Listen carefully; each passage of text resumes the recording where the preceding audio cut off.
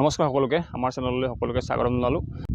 আজি মই 2 বছৰমান আগতে এটা হাঁচি গছৰ ওপৰত এটা ভিডিঅ' বনাইছিলোঁ। তাকে বহু আমাৰ অসমৰ বিভিন্ন অঞ্চলৰ 2-এজন লোকে মোক ফোন কৰিছিলে হাঁচি পুলি বিচাৰি। সেইবাবে মই আজি আহিছিলোঁ আমাৰ গোলাঘাটৰ কাকডোঙা অঞ্চলৰ এটুকুৰা জেগালৈ। তাতে সুন্দৰকৈ হাঁচি পুলি পচাই আছে আৰু কেনেকৈ পচাইছে, কেনেকৈ নিব পাৰিব, ইয়াৰ দাম কিমান প্ৰতিটো পুলি, আৰু আমি তেওঁলোকৰ লগত আমি গৃহস্থৰ লগত যিহেতু কথা পাতিম, আপোনালোকে জানিব পাৰিব আৰু ইচ্ছা কৰিলে আপোনালোকে পুলি ইয়াৰ পৰা নিব পাৰিব জানো। আৰু 4-5 মাহৰ পিছত কাষ্টমাৰ ইয়াত কণ্টেক্ট কৰিব পাৰিব, নিব পাৰিব। তেওঁলোকে যিমানে বিচাৰে সিমান দিব পাৰিব।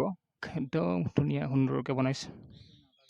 আপোনালোকৰ ইয়ালৈ আমি আহিছিলোঁ হাঁচি পুলি চাবৰ বাবে। মোক 2-এজন কাষ্টমাৰে মোক পুলি বিচাৰিছিলে। আপোনালোকৰ এই পুলিবিলাক এতিয়া নিব পৰা হৈছেনে বাৰু? নিব পৰা নাই হোৱা, আৰু 6 মাহমান লাগিব। 6 মাহৰ পিছত দিব পৰা হ'ব। এতিয়া এমাহমান হৈছে আৰু। এতিয়া ইয়াত পুলি কিমান আছে বাৰু আপোনালোকৰ ইয়াতে? 13,000 মান আছে। 13,000 মান পুলি আছে নে? এনেই কাষ্টমাৰে যদি নিব বিচাৰে এটা পুলিত আপোনালোকে কিমানকৈ এৰিব ইয়াৰ পৰা? ইয়াৰ পৰা 7 টকা 8 টকাৰ ভিতৰত আৰু। 7 টকা 8 টকাত দিব পাৰিব। যদি বেছিকৈ নিয়ে চাগে 2 টকা কমিব আৰু। দাদা নমস্কাৰ। নমস্কাৰ।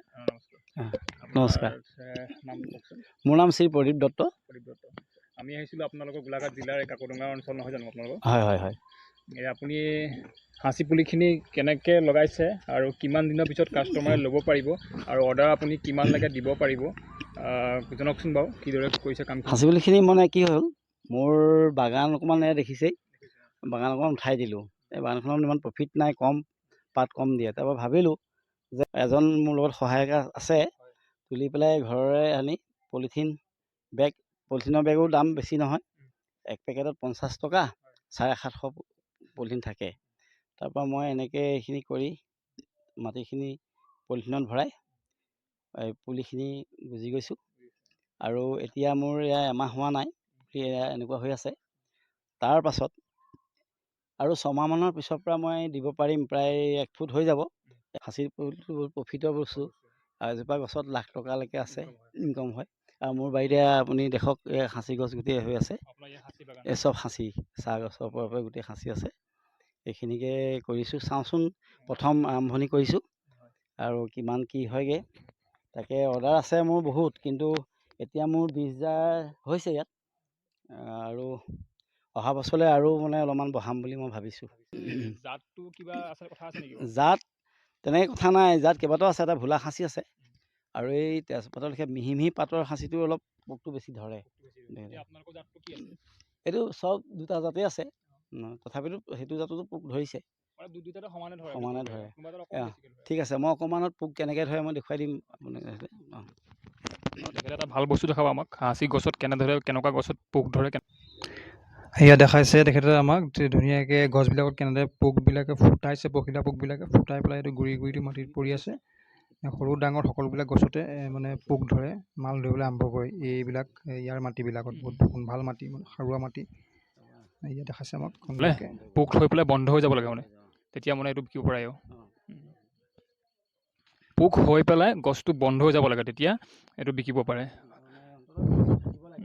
থাকিব লাগে, বন্ধ হোৱাৰ পিছত 2 বছৰ থাকিব লাগে। সৰু পুলি যদি পোকে ধৰে কিবা দিগদাৰ অকণমান হয়, সি ডাঙৰ হ'ব নাপায়, গছটো বিকাশ হ'ব নোৱাৰে, খাই দিয়ে। আৰু মানে ভাগি যোৱাত হেৰি আছে, কেনেকৈ ভৰাই পেলাই মোক ভাগি গ'ল, দুইফালেদি মাল ধৰি মালে আছে, কালাৰটো নাই হোৱা, মালেই আছিলে। গছত মাল ধৰি পেলাই ভাগি গৈছে, মানে বহুত বেছিকৈ মাল ধৰে ইয়াত। এইটো ফাংগাছ লাগি এইটো ইনফেকশ্যন কৰি এইটো পোকটোৱে যেনে ফুটাই, যেনেকৈ এইটো মাললৈ ৰূপান্তৰিত হৈছে। গছ বেছিকৈ খোৱাৰ কাৰণে গছবোৰ ভাঙি থাকিলে। তেখেতে এইটো ঘৰত পৰি আছিলে, ফালি দেখাইছে।